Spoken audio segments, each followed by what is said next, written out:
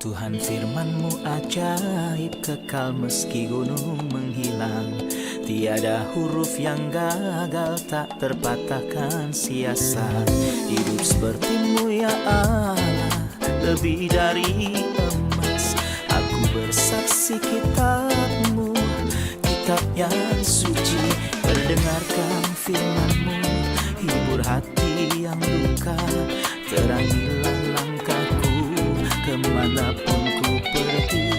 Biarkanlah firman-Mu berkuasa atasku. Ubahkanku, bebaskanku, ku mau menyenangkan-Mu. Tuhan firman-Mu ajaib, kekal meski dunia. Ubah dan bebaskan aku, mau menyenangkan-Mu. Salam jumpa para pemirsa terkasih, saya menyambut Anda sekalian dimanapun Anda berada dalam episode terbaru program studi harian kita Semua Kitab Suci. Di mana kita mempelajari semua kitab yang ada di dalam Alkitab, dari kitab Kejadian hingga Wahyu, dari Senin hingga Jumat. Dalam studi kita tentang kitab Roma, kita telah tiba di pasal 3 ayat 25 sampai akhir pasal ini. Di awal episode, untuk memulai izinkan saya untuk menyambut tamu kehormatan, hamba Tuhan Yosef Riyad. Selamat datang Saudara Yosef. Juga para hadirin yang telah bergabung di studio, selamat datang.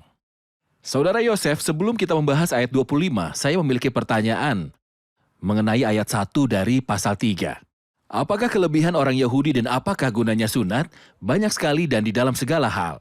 Pertama-tama sebab kepada mereka lah dipercayakan firman Allah. Ini adalah salah satu hak istimewa bangsa kuno. Apa yang dimaksud dengan kepada mereka lah dipercayakan firman Allah? Jelas bahwa bagian ini tidak menceritakan semua istimewa mereka. Beberapa di antaranya akan disebutkan dalam pasal yang ke-9. Tetapi di sini istilah pertama-tama berarti bahwa salah satu hak istimewa utama yang diberikan kepada umat ini adalah bahwa kepada mereka dipercayakan firman Allah. Saya secara khusus bersyukur untuk pertanyaan ini karena sayangnya ada banyak orang dalam lingkungan Arab kami yang untuk tujuan non-kitab suci dan non-spiritual menolak untuk bergantung pada atau merujuk pada perjanjian lama. Mereka mengaku tidak memiliki urusan dengan kitab orang Yahudi ini. Mereka berada dalam kejahatan yang mengerikan karena dalam Roma pasal yang ketiga, Rasul Paulus mengatakan bahwa kitab-kitab perjanjian lama ini adalah firman Tuhan dan barang siapa menolaknya, ia menolak firman Tuhan dan celakalah orang yang membenci firman Tuhan. Karena itu adalah firman Tuhan, apa yang kita pahami mengenai ilham? Apakah mereka diberi ilhaman kata per kata?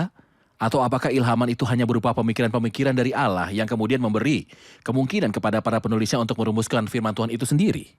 Faktanya, kita berpegang pada ilhaman lisan yang harafiah. Dan sama sekali menolak gagasan tentang ilhaman berupa pemikiran-pemikiran yang dirumuskan oleh para penulis dengan kata-kata mereka sendiri. Tidak, misalnya dalam Kisah Para Rasul pasal yang ke-7, Alkitab mengatakan bahwa Musa menerima dari Allah firman-firman yang hidup untuk diberikan kepada kita dan bukan pemikiran-pemikiran yang Musa rumuskan untuk diberikan kepada kita. Firman-firman yang hidup. Gagasan yang sama ada di 1 Korintus 2. Dikatakan bukan dalam kata-kata yang diajarkan hikmat manusia, tetapi yang diajarkan Roh Kudus. Jadi semua firman Tuhan itu dirumuskan oleh Roh Kudus dan berasal dari Allah dan itu adalah pewahyuan. Dan firman itu berasal dari Allah dan itulah pengilhamannya. Firman Tuhan. Firman Tuhan. Menengok ke belakang pada ayat 25 yang berbicara tentang Yesus Kristus, kita membaca telah ditentukan Allah menjadi jalan pendamaian karena iman dalam darahnya. Hal ini dibuatnya untuk menunjukkan keadilannya karena ia telah membiarkan dosa-dosa yang telah terjadi dahulu pada masa kesabarannya. Karena ayat ini sangat penting dalam surat kepada jemaat di Roma dan berbicara tentang yang lama dan yang baru, masa lalu, masa kini, dan masa depan. Kami ingin mohon dijelaskan apa yang Anda lihat di dalamnya. Saya melihat pengobatan, perbaikan, dan penyembuhan dalam ayat ini. Pasal 1 dan 2, setengah dari pasal 3 berbicara kepada kita tentang kebutuhan kita untuk suatu perbaikan, kebutuhan kita untuk suatu pengobatan, kebutuhan kita untuk suatu penebusan. Pasal-pasal itu membuktikan bahwa semua orang berdosa, baik orang Yahudi maupun orang non-Yahudi. Sekarang ayat ini memberitahu kita bahwa Allah memiliki penyembuhannya. Tapi sekarang kebenaran Allah tanpa hukum dinyatakan, disaksikan oleh hukum dan para nabi. Bahkan kebenaran Allah yaitu melalui iman kepada Yesus Kristus, kepada semua orang dan atas semua orang yang percaya karena tidak ada perbedaan. Karena semua orang telah berbuat dosa dan telah kehilangan kemuliaan Allah, dibenarkan secara cuma-cuma oleh kasih karunia-Nya melalui penebusan yang ada di dalam Kristus Yesus. Dan selanjutnya kita diberitahu tentang landasan yang mendasari Allah menawarkan pembenaran cuma-cuma sekarang ini melalui penebusan. Apa dasar dari semua ini? Faktanya, dasar dari semua berkat besar yang dianugerahkan kepada orang percaya dalam kekristenan adalah pendamaian Kristus. Oleh karena itu, ayat 25 dan 26 berbicara mengenai landasannya. Dan seluruh surat kepada jemaat di Roma adalah surat tentang landasan. Berikut adalah sebuah dasar utama, pendamaian. Allah menawarkan Kristus untuk menjadi pendamaian melalui iman dalam darah-Nya. Karya pendamaian Kristus ini menyelesaikan dua misi. Satu untuk era sebelum kayu salib dan untuk era sesudahnya kayu salib menjadi sebuah titik yang sangat penting. Dari segi waktu. Apakah orang-orang sebelum Kristus memperoleh manfaat dari salib Kristus? Ya, tentu saja.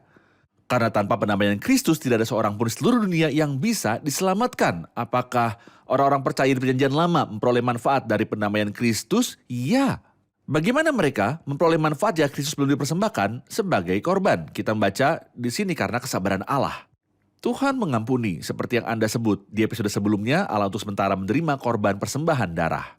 Seolah ia mengambil mata uang kertas yang sebenarnya tidak ada nilai intrisiknya tetapi memiliki dana-dana dan dukungan emas di bank. Allah menerima persembahan korban hewan karena memiliki darah Kristus sebagai dana di bank Allah. Dua hal diungkapkan ketika Kristus datang.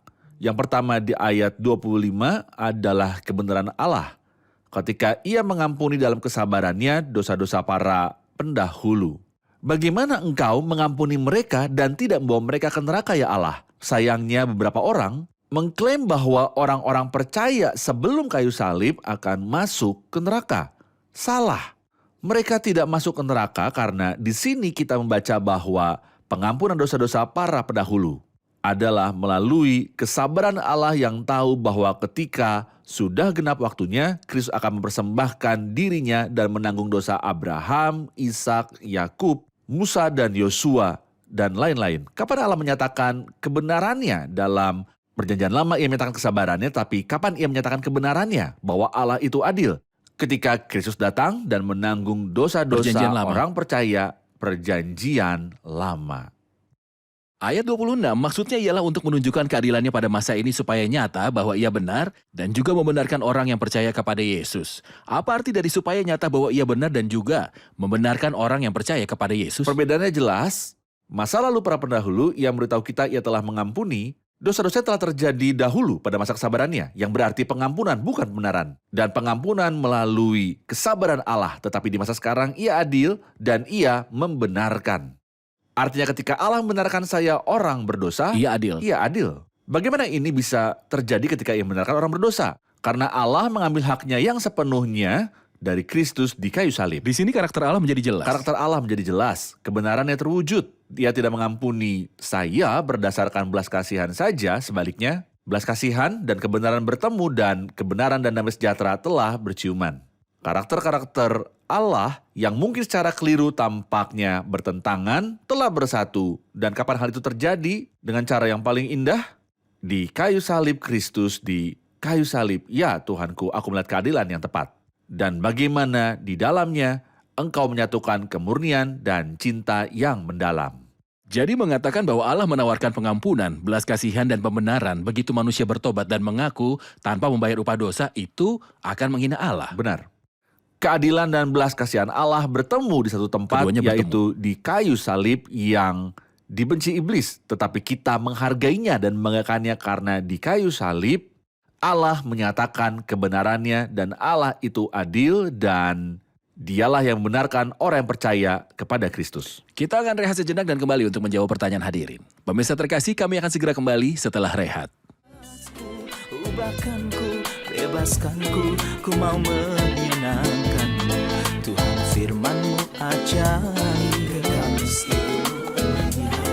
Ubah dan bebaskan aku, mau menyenangkanmu. Kami telah kembali pemirsa terkasih untuk menjawab pertanyaan dari hadirin. Silakan pertanyaannya. Ayat 27 mengatakan, jika demikian, apa dasarnya untuk bermegah? Tidak ada. Berdasarkan apa? Berdasarkan perbuatan? Tidak, melainkan berdasarkan iman. Kami ingin mengetahui arti dari hukum iman dan hukum perbuatan. Ya, kami ingin tahu perbedaan antara hukum perbuatan dan hukum iman. Untuk memahami ayat ini, kita harus tahu bahwa hukum di sini berarti peraturan atau prinsip. Apakah dasarnya untuk bermegah? Tidak ada. Berdasarkan apa Allah menawarkan pembenaran ini? Apakah berdasarkan prinsip perbuatan? Tidak, melainkan pada prinsip iman. Jika saya menerima pembenaran berdasarkan perbuatan-perbuatan, saya akan memiliki alasan untuk membanggakan diri. Tapi jika saya hanya menerimanya dengan iman sebagai sebuah pemberian dari Allah, saya tidak akan berani membanggakan diri di hadapan Tuhan seperti yang tertulis. Supaya tidak ada manusia yang boleh membanggakan diri di hadapan Allah, atau dikatakan dalam Efesus 2 ayat 8, itu bukan hasil pekerjaanmu, jangan ada orang yang membanggakan diri. Ayat 28, karena kami yakin bahwa manusia dibenarkan karena iman dan bukan karena ia melakukan hukum Taurat. Tentu saja, kami membutuhkan Anda untuk menjelaskan ayat ini. Surat Yakobus pasal 2 memberitahu kita bahwa pembenaran adalah melalui perbuatan dan bukan oleh iman. Sementara di sini ialah melalui iman dan bukan dengan melakukan hukum Taurat. Apakah ada pertentangan? Rasul Yakobus tidak pernah berbicara tentang perbuatan melakukan hukum Taurat, melainkan tentang perbuatan iman. Di sini Paulus bertanya, apakah pembenaran oleh perbuatan melawan hukum Taurat? Jawabannya adalah tidak. Dan Yakobus memiliki pendapat yang sama. Ia tidak mengatakan bahwa pembenaran adalah oleh perbuatan melakukan hukum Taurat. Satu-satunya perbedaan antara Paulus dan Yakobus dalam topik ini adalah bahwa Paulus memikirkan akarnya, sementara Yakobus memikirkan buahnya. Karena Paulus berfokus pada akarnya, ia berbicara tentang iman. Akarnya adalah iman yang sejati, yang menyatakan dirinya, dengan buah yang menjadi fokus dari Yakobus. Jika saya pikir pohon tertentu itu adalah pohon apel, sementara Anda percaya itu adalah pohon persik, buah pohonnya akan menentukan siapa di antara kita yang benar dan akan membuktikan sifat pohon itu. Rasul Yakobus ingin menghindari mereka yang berpura-pura. Karena ada banyak yang seperti itu. Oleh karena itu, ia berkata, tunjukkan kepadaku imanmu itu tanpa perbuatan dan aku akan menunjukkan kepadamu imanku dari perbuatan-perbuatanku. Yakobus menekankan pada buah, yaitu perbuatan iman, sementara Paulus menekankan pada akarnya, yaitu iman. Dan di sini tidak ada pertentangan. Jadi Paulus berbicara tentang memperoleh kebenaran dari Allah oleh iman, Ya, dan mempersembahkan manusia yang benar di hadapan Allah oleh iman. ya. Sementara Yakobus berbicara tentang menyatakan kebenaran ini di hadapan orang-orang lain melalui perbuatan-perbuatan, perbuatan iman dan bukan Taurat. Perbuatan-perbuatan iman dan bukan perbuatan melawan hukum Taurat. Jadi Anda mengatakan bahwa perbuatan-perbuatan iman adalah hasil dan bukan tujuan yang olehnya saya memperoleh kebenaran di hadapan Allah. Itu adalah fakta yang Paulus tidak sangkal sama sekali. Perbuatan-perbuatan itu dalam Efesus 2 ayat 8-10. Ia berkata itu bukan hasil dari pekerjaanmu, jangan ada orang yang membanggakan diri. Dan langsung ia menambahkan diciptakan dalam Kristus Yesus untuk melakukan pekerjaan baik yang dipersiapkan Allah sebelumnya. Jadi perbuatan iman menyingkapkan apakah iman Anda benar atau palsu. Saya masih ingin berbicara tentang topik ini dari sudut pandang lain untuk menyingkapkan bagaimana beberapa orang mengandalkan pembenaran di hadapan Allah oleh iman dan menyangkal perlunya perbuatan-perbuatan yang mereka anggap bukan lagi hal yang diperlukan agar Allah bisa menerima saya. Kami ingin memberitahu mereka bahwa perbuatan-perbuatan ini memiliki peran. Apakah peran mereka? Semua itu membuktikan keaslian iman, bahwa itu bukan hanya kepura-puraan. Bukankah banyak orang berpura-pura? Tidakkah Anda setuju bahwa banyak yang berpura-pura memiliki apa yang tidak mereka miliki? Ada banyak orang yang berpura-pura dan banyak pembohong. Jadi, perbuatan-perbuatan itu meyakinkan saya bahwa iman saya tulus. Saya tidak akan terkejut di hadapan tahta putih agung mendapati bahwa saya palsu. Anda ingin diyakinkan? Periksalah buah kehidupan Anda. Jika suatu pohon kamu katakan baik, maka baik pula buahnya. Jika suatu pohon kamu katakan tidak baik, maka tidak baik pula buahnya. Sebab dari buahnya pohon itu akan dikenal. Itulah yang Kristus katakan dalam Injil Matius pasal 12. Sama seperti harapan dipadukan dengan ketekunan, demikian pula iman dipadukan dengan perbuatan. Benar. Ayat 29 dan 30. Atau adakah Allah hanya Allah orang Yahudi saja? Bukankah ia juga Allah bangsa-bangsa lain juga? Ya, benar, ia juga adalah Allah bangsa lain. Artinya ada satu Allah yang akan membenarkan baik orang-orang bersunat karena iman maupun orang-orang tak bersunat juga karena iman. Saya perlu komentar Anda tentang kedua ayat ini. Saya akan mengomentari tentang satu kata. Saya dapat mengatakan lebih banyak. Jika Anda membutuhkan komentar lebih lanjut, saya tertarik dengan pernyataan. Artinya kalau ada satu Allah di ayat 30, karena banyak yang memfitnah dengan ketidaktahuan. Dan berpikir bahwa kekristenan mempromosikan 3 Allah. Bacalah Roma pasal yang ketiga ayat yang ke-20, Anda akan menemukan Rasul mengatakan bahwa Allah itu satu. Kita baru saja berbicara tentang surat Yakobus. Pasal 2 mengatakan engkau percaya bahwa hanya ada satu Allah saja. Itu baik. Dengan demikian, kekristenan tidak mengajarkan adanya 3 Allah. Tidak pernah. Ini adalah fitnah. Baik karena ketidaktahuan ataupun tipu daya. Artinya seseorang tahu dan ia menipu atau seseorang tidak berpengetahuan. Saya berharap bahwa pemirsa kita yang terkasih tidak terjebak dalam kesesatan karena kekristenan mengajarkan Allah yang satu karena hanya ada satu Allah. Allah ini tidak hanya satu dalam esensinya tetapi ia mengasihi manusia dan ingin membenarkannya. Ia sekarang berusaha untuk membenarkan manusia. Dikatakan di sini bahwa Allah yang satu akan membenarkan baik orang yang bersunat maupun tidak bersunat oleh iman. Oleh karena itu izinkan saya menjelaskan apa arti oleh iman. Itu berarti cuma-cuma seperti yang diberitahukan di ayat 24. Dan oleh kasih karunia telah dibenarkan dengan cuma-cuma karena penebusan dalam Kristus Yesus. Jadi Allah itu satu.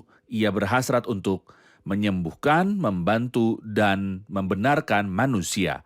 Betapa hebatnya Allah yang kita kenal dari Alkitab. Ada tertulis atau adakah Allah hanya Allah orang Yahudi saja? Bukankah ia juga adalah Allah bangsa-bangsa lain?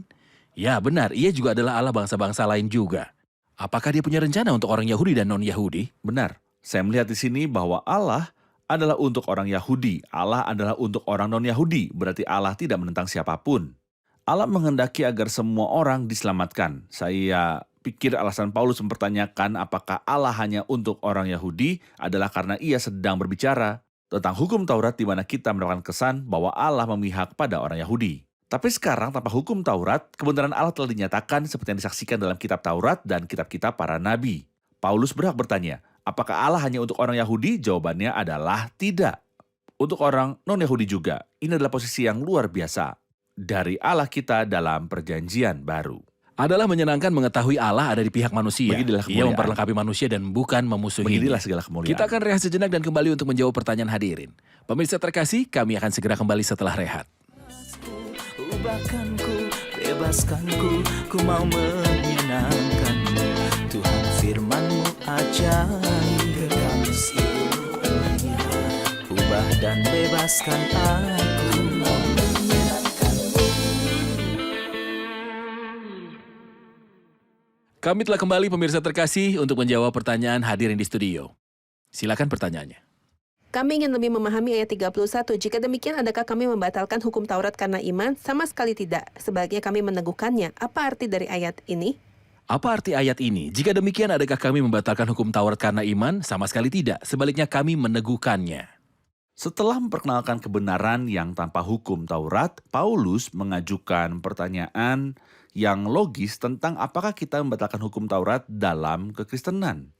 Kita tidak membatalkannya.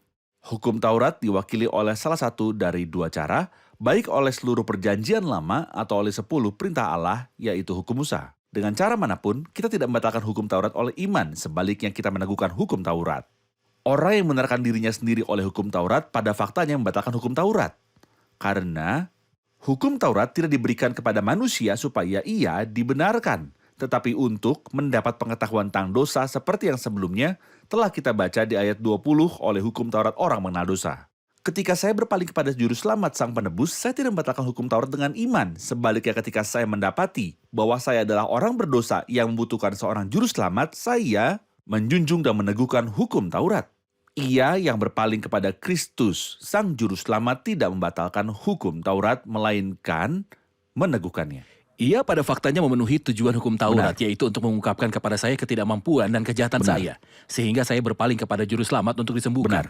Tetapi dia yang menggunakan lagi hukum Taurat yang mengungkapkan ketidakmampuan yang membayangkan hukum Taurat, menyelamatkan dan membenarkannya. Dia membatalkan hukum Taurat karena dia tidak akan dapat memenuhi tuntutan-tuntutannya dan akan mencari-cari alasan atas kekurangmampuannya. Tetapi dia yang mengaku sebagai orang berdosa, inilah kata-kata hukum Taurat. Maka ia berpaling kepada juru selamat untuk menerima pengampunan. Karena kita telah selesai mempelajari pasal 3, saya ingin Anda memberi kami sebuah kata penutup untuk meringkas pasal 3 ini. Pasal 3 terdiri dari 2 bagian. Yang pertama adalah perpanjangan dari pasal 2 dan membuktikan bahwa semua orang telah berdosa. Dan oleh karena itu, ayat tersebut mengatakan bahwa kami telah membuktikan atau meneguhkan dengan bukti-bukti baik orang Yahudi maupun orang Yunani bahwa mereka semua ada di bawah kuasa dosa. Ada juga rujukan-rujukan perjanjian lama yang membuktikan kejahatan manusia. Lalu apa obatnya? Dalam bagian kedua kita membaca, tetapi sekarang tanpa hukum Taurat, kebenaran Allah telah dinyatakan seperti yang disaksikan dalam kitab Taurat dan kitab-kitab para nabi. Kita diberitahu tentang pembenaran cuma-cuma berdasarkan pendamaian Kristus. Kekudusan Allah menuntut pendamaian. Dan kasih Allah menyediakan pendamaian. Barang siapa berlindung dalam pendamaian Kristus, ia akan peroleh kebenaran dan kehidupan kekal. Terima kasih Saudara Yosef. Tuhan melindungi. Mari kita rangkum bersama para hadirin. Ayat 26 mengatakan maksudnya ialah untuk menunjukkan keadilannya pada masa ini supaya nyata bahwa ia benar dan juga membenarkan orang yang percaya kepada Yesus. Apa yang dimaksud dengan kata ini? Ayat 25 dan 26 memberi kita landasan tentang pendamaian. Ayat 25 memberitahu kita bahwa Allah mengampuni dosa-dosa para pendahulu berdasarkan darah Kristus. Tetapi ayat 26 memberitahu kita bahwa setelah Tuhan Yesus disalibkan, kebenaran dan keadilan Allah dinyatakan untuk mengampuni dan membenarkan siapapun yang percaya kepadanya. Ayat 30 berkata, artinya kalau ada satu Allah yang akan membenarkan baik orang-orang bersunat karena iman maupun orang-orang tak bersunat juga karena iman. Apa yang dimaksud dengan itu? Ayat ini membuktikan bahwa kekristenan mengajarkan bahwa hanya ada satu Allah dan bukanlah 3. Ini juga menunjukkan bahwa Allah ini adalah satu dalam esensinya dan ia ingin membenarkan manusia dalam pembenarannya cuma-cuma hanya oleh iman kita. Tepat sekali. Ini cuma-cuma bagi manusia tetapi sangat mahal bagi Allah. Harganya yang ditanggung adalah berupa pendamaian dari Kristus.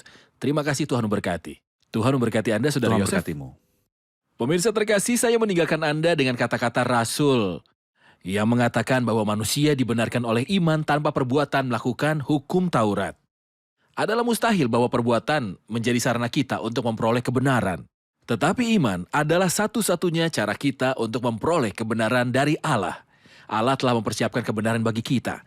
Kita hanya menerimanya dengan iman kepada pribadi Kristus dan dalam karyanya. Jika Anda ingin diterima oleh Allah dan memperoleh kebenarannya, Anda harus mengambil sebuah keputusan.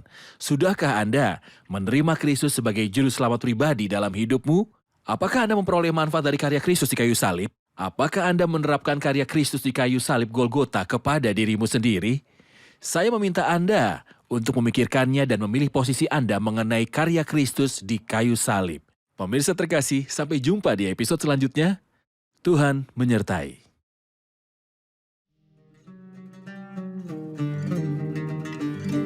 في بعدك أناديلك في أتونك أنا أجيلك في بعدك أناديلك في أتونك أنا أجيلك راح أخلي صحراك جنة وبقربي راح تتهنى راح أخلي صحراك جنة وبقربي راح تتهنى ده مكانك فيا تعالى للعشرة معايا تعالى ده مكانك فيا تعالى للعشرة معايا تعالى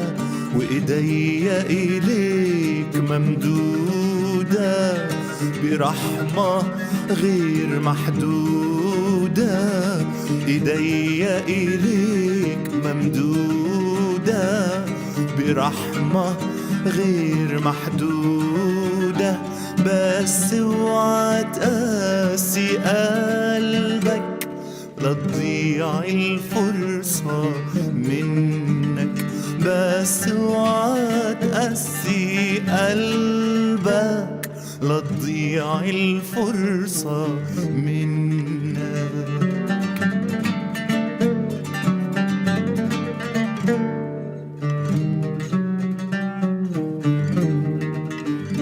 بالجمرة أمس شفايفك بإيمان اتقدم شايفك.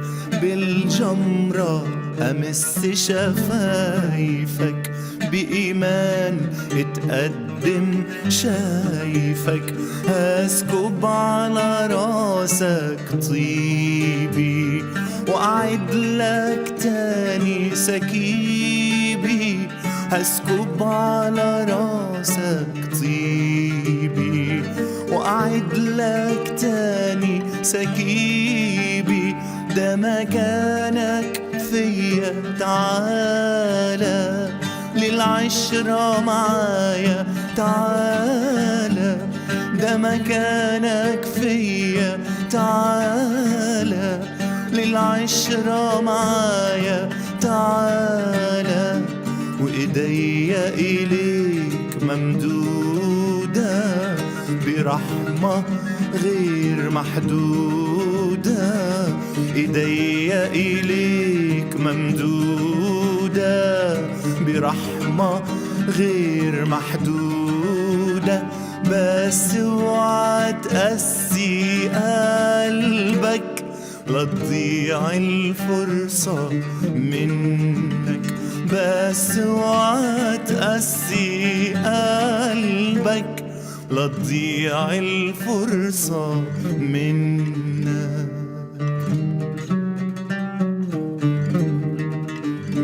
افتدي الوقت يا غالي وادخل ويايا حجالي. افتدي الوقت يا غالي وادخل ويايا حجالي. راح ألذذ قلبك بيا وأخلي كاسك ريا. راح ألذذ قلبك بيا وأخلي كاسك راية. ده مكانك فيا تعالى للعشرة معايا تعالى. ده مكانك فيا تعالى للعشرة معايا تعالى. وإيديا إليك ممدودة برحمة غير محدودة. إيديا إليك ممدودة برحمة غير محدودة. بس اوعى تقاسي قلبك لا تضيع الفرصة منك. بس اوعى تقاسي قلبك لا تضيع الفرصة منك.